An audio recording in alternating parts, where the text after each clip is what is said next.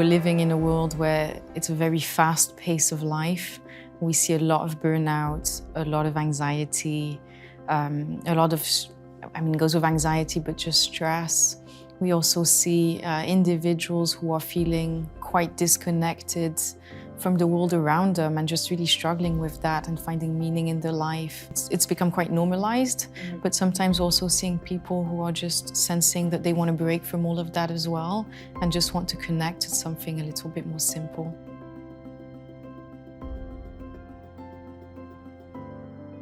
We like to use this approach that's very human-centered when people come to us. So we're going to approach each person by recreating a program from scratch, customized, as unique as the fingerprint. So it's going to start from the very beginning with what we call a pre-assessment call, getting to know them if we can before they come, asking questions, trying to already understand a little bit what might be going on and looking at the social factors, the biological factors, all the physical, the psychological, and putting it all together already before they come so that we can prepare accordingly.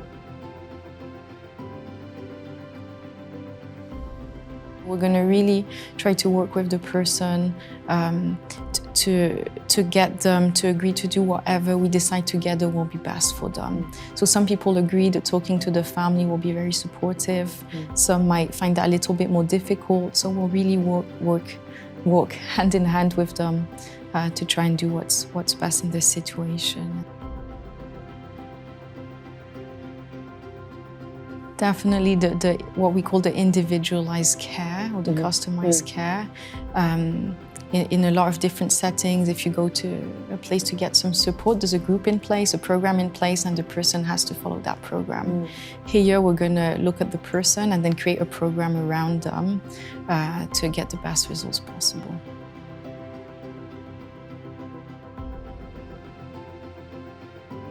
So we really create an environment that for us is a home away from home, and people feel that very rapidly. It's feedback we get all the time. It will go to every detail. We'll put flowers in the house when they arrive that they like. The food, we'll cook dishes that they enjoy, anything so that they really feel embraced in these homes. And in addition, of course, they get the care coming to the home as well, the villas we call them.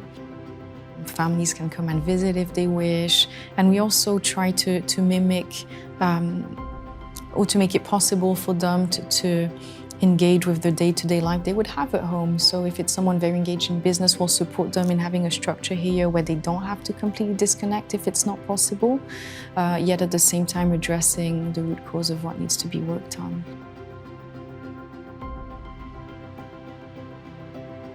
We really have that awareness of the Kusnacht practice that change and getting better is a process. It's not an event.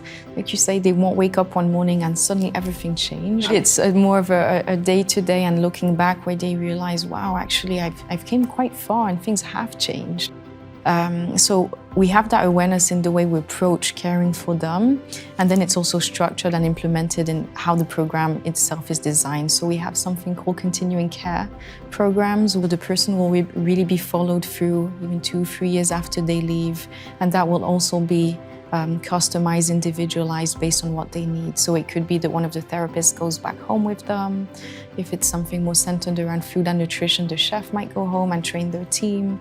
It will really depend on the needs of the person, but we understand that the residential is the first step to a journey and a partnership that will last for as many years as they need.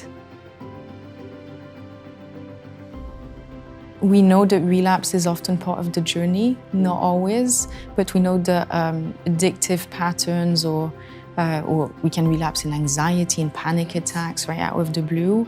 The part of that process, right? We said it's not an event, but it's a process to change and get better.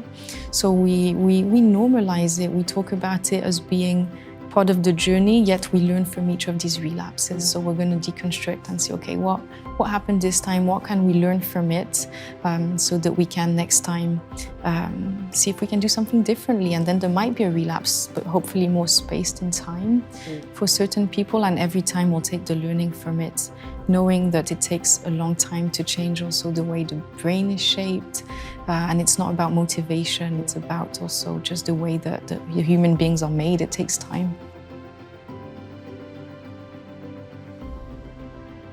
We have quite a few values at the Kusnacht Practice that employees also carry individually in their day-to-day job and in the care that we implement. I would say the main ones that would impact clients is really care.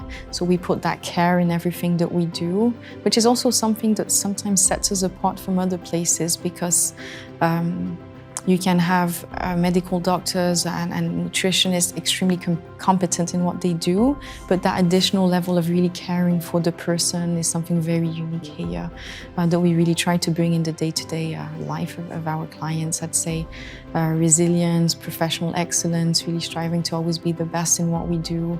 Innovation is huge for us, so we're always on the lookout for new modalities of treatment to be able to set our programs apart and ultimately really help the people that come to us and that trust as well.